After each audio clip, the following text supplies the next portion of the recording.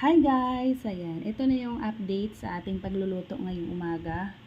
Ayan, yung ating kutsinta, kailangan malamig na yan dahil kapag nag-slice tayo ay malambot siya. Hindi magandang mag-slice dahil dumidikit pa yung ating kutsinta sa ating pang-slice, no? Or sa, ang tawag doon?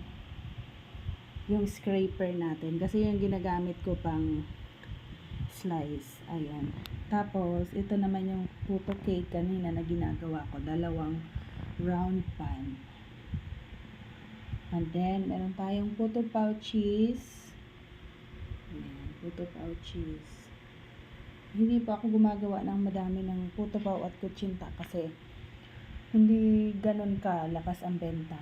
Ayan. Sa dami ba naman ang option sa school? Mas maraming binibentang mga lutong bahay na mga kakanin kagaya nito. So ito lang, ako naman ang gumagawa ng puto cake sa school. Kaya nagpapasalamat ako sa mga suki kong estudyante na palaging nauubos ang aking puto cake. Ayan. Ito minsan may natitira.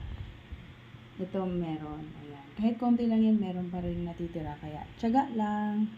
Iba-iba naman yung araw. Minsan sold out. Minsan may natitira. Kaya limit lang natin sa paggawa ng pagkain. Actually, marami akong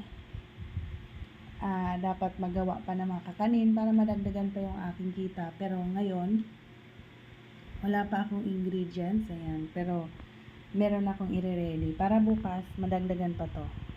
Ayan. So, wala pa dito guys yung ating palitaw de leche. Ayan. Gagawa ko ng palitaw de leche bukas.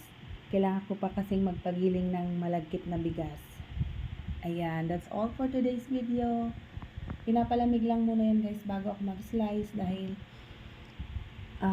mas maganda kapag malamig na para hindi mapapanis ang ating pagkain. Ayan. Thanks for watching!